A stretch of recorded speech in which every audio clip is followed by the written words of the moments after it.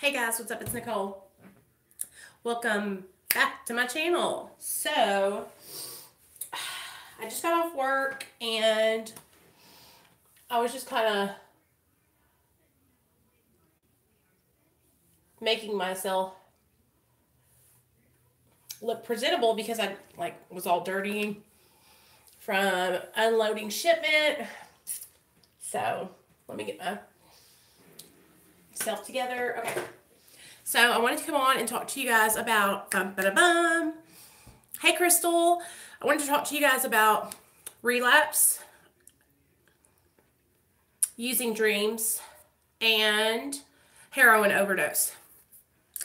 And the reason I want to talk to you guys about multiple things is because there's like so much going on right now with multiple people that I'm following and that I'm like friends with, that I just feel like I need to talk about this stuff and give you guys my opinion and a little bit of hope on the situation, because I know, hey Avalon, I know we all go through struggles. Hey Rhonda, what's up, girl? Welcome. My lips are really chapped, you guys, like crusted and dusted.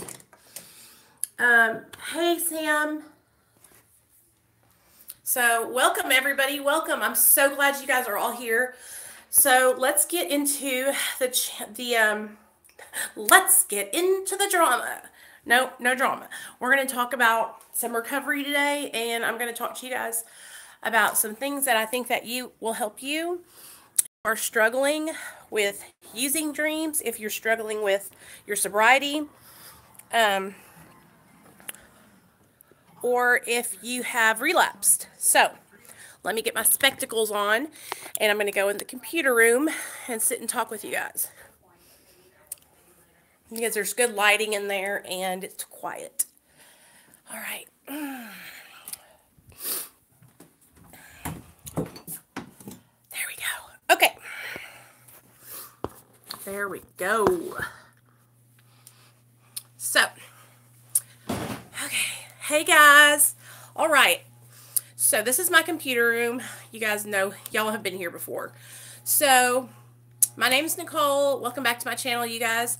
If you haven't already subscribed, go ahead and subscribe. Give this video a thumbs up, so that way, like, other people that are on YouTube, it'll like recommend it. Okay?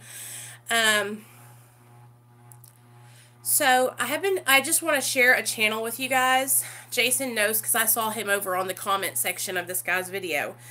There's this guy on here on YouTube. His channel's called John Take It Easy. And he is actually going through withdrawal right now. And he was on day 9 of methadone withdrawal, which is so hard, you guys. Especially he jumped from 50 milligrams, which is, I mean, it's a lot, you know. When I was on methadone, I was on 180 milligrams a day. So I can just imagine jumping from 50 had to be hard. And I know whenever I'm talking to you guys, and Jason, this is why I was saying about trying to kick Percocet on your own, because what happens is with Suboxone and methadone is these drugs, they get into our bones, they get into our, like, their half-life is triple the amount of the half-life of a regular opiate.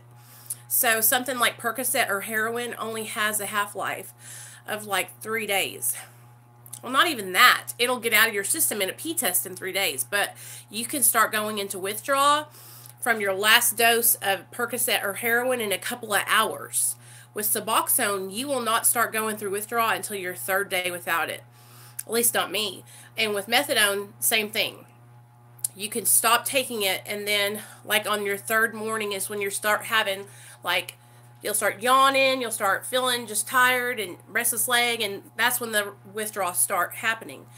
So when you're getting off of a medication like methadone or Suboxone, it's really, really important to taper low and slow, because it is hard, you guys, and you will have a better chance at kicking and getting off if you will taper low and slow. a lot of people think like, oh, I'm just going to jump off. I just got to get this over with, right? And it's like, yeah, but do you want to make it through the withdrawal? Because when you jump off at a high dose, it is torture, you guys. And so this guy John that I've been following, I mean, I'm literally watching him torture it, at being in torture. And the kid has to go to work and is like literally working through his withdrawals, which in a way could be good because it keeps him busy, but also in a way it can be bad, you know? It's really, really important, you guys, to gather up yourself a support system and stay beside those people 24/7. I mean, if you have to and you're going through detox or withdrawal and you need to go to somebody who is sober and say, can I stay with you? I know a guy, listen to this. I was at a meeting 2 Mondays ago and there was a guy in there and he went from having it all, a beautiful house, wife, and kids, to living behind a dumpster. Do you know what he did? He got with his sponsor and he said, man, I need to stay with you. Just like take me with you everywhere you go. Take me to meetings. Take me to this. Take me to that. Because he couldn't trust himself to be, you know, without somebody. So anyway, this guy, he got high today. He went and got some bags of dope, some bags of heroin, and got high. And I kind of, like when he was sharing it with us, you guys, to this morning, he was talking about how he didn't know if he was going to make it. And right there, when you start talking to yourself like, I'm not going to make it, I'm not going to make it. I know that this sounds so lame, you guys, but you got to talk to yourself like, I can do this. I'm going to make this. I'm going to change. I want this for me. Like, it's just the littlest things like changing your perspective that could save your life. That positive self-talk and positive reinforcement will go a long way when you're struggling in withdrawal. I mean, it really, really helps. And get with some people who know what you're going through, and stay with them. Get connected, you guys. The support is so important. So he was in the middle of his withdrawal, so I wouldn't even call it relapse because, you know, when you relapse, it's like you were in recovery, you had some sober time, you were living your best life, and you went back out. Like right now, he'll get back on track. You know what I mean? And I hope, the thing that makes me worried, guys, is like, for those of you that shoot heroin, what happens if you shoot a bag with fentanyl in it and die? Like, come on. This is no joke anymore. Like, you'll die. That's what makes me scared, man. I tell my husband all the time, like, I don't want to die.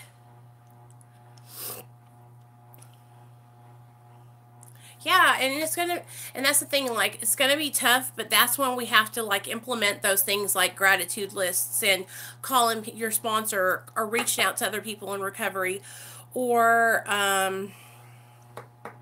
just staying with people who have your best interest at heart, you know? It'll help so much. But we cannot be by ourselves. We cannot be isolated to where we can go drive to the dope man's house or the pill man's house. If it's too dangerous right now, we have to stay accountable.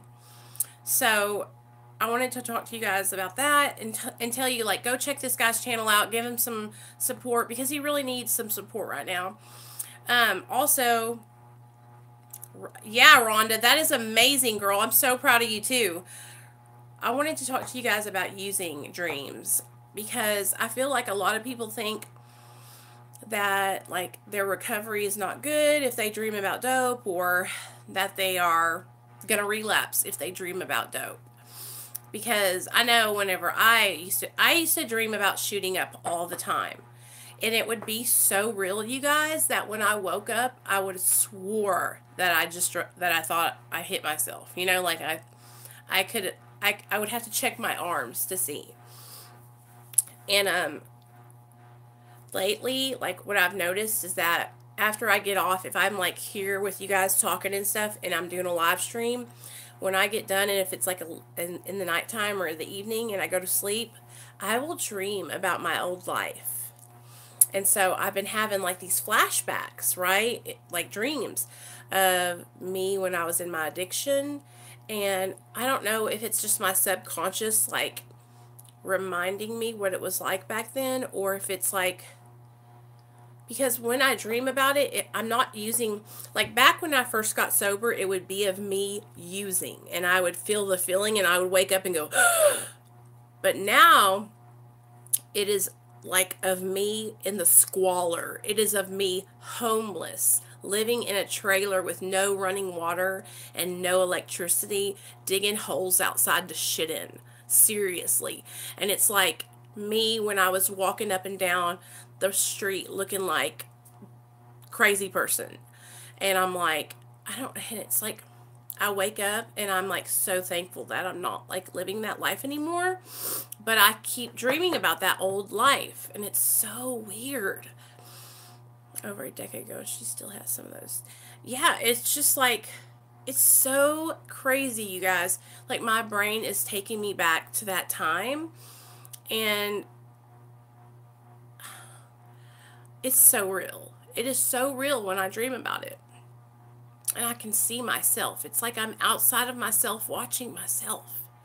It's scary. It's scary. And then, you know how I told you guys that story time the other day about that guy holding me hostage? I had a dream about him last night. So this morning when I woke up, I looked him up on Facebook. And you know what? He's sober.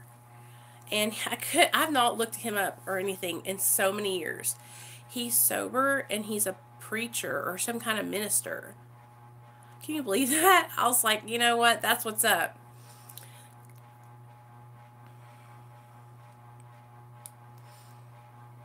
You can do it, Sam. That's what we have to keep on. We have to have the support system of each other, you guys. It's really, really, really important. You know, I got a message from one of my friends today, and she emailed me, and she had said that she had a slip on some Xanax, and then I had talked to Roberta last night, and these, when people tell me about their slips, I ask them, like, hey, Max, I ask him, what happened? Like, what were you thinking? Or what happened before you picked up that you think maybe that's why you did it?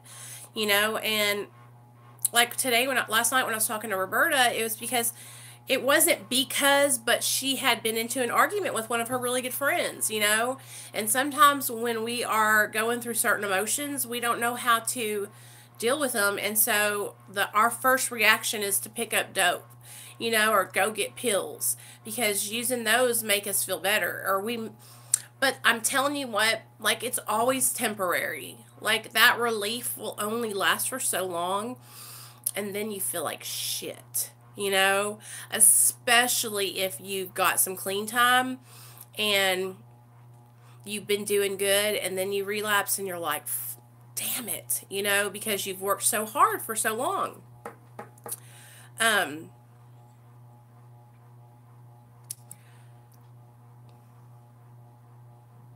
Don't fight him, Max. You just listen to me. You tell him that you're not, that's your too, because you know what? What happens if you really hurt that kid and then he ends up having to go to the hospital or something? Fighting is never the answer, okay, hon? Let's talk about, so we talked about the using dreams. And if you're having using dreams, guys, do not be afraid or think it's not normal, because it is. Like I'm telling you, at the beginning of me getting sober, I used to dream about dope all the time. Now it's just like me dreaming about my life back then. And I'm telling you what, I don't know what it is, but I'm grateful that I don't live that life anymore. And if God's got to show me in my dreams what it was like back then to remind me, I'm all for it. Keep on showing me, God, because I don't want to go back, y'all. I do not want to go back to that life. So heroin overdose is what I wanted to talk to you guys next. And the reason I wanted to talk to you guys about that is because so many people are dying. And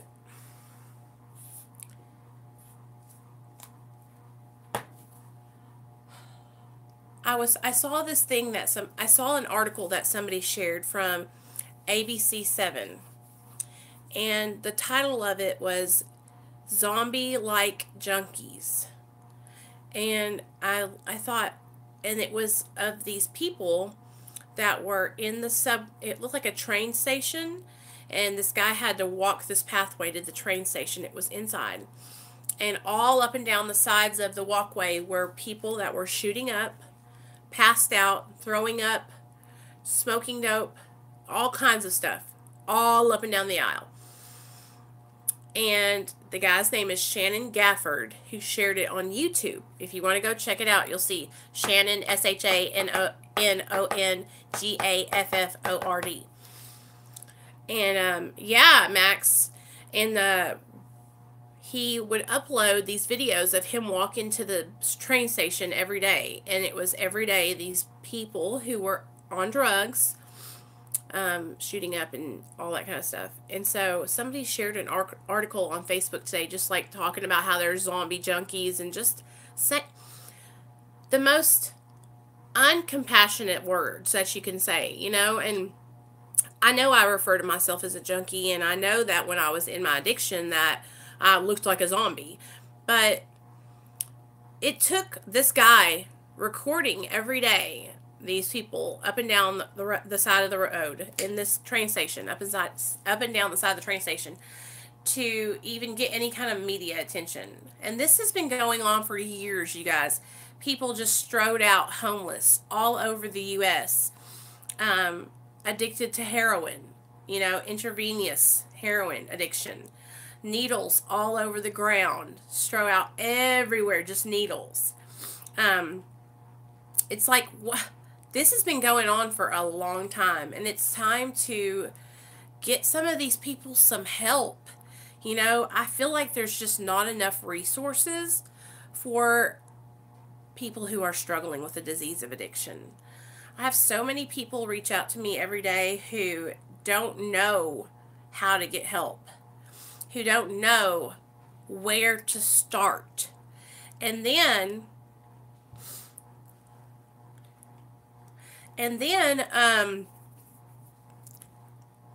when they do find out where to start or how to get help, there's no help available because they don't have insurance or because they're indigent.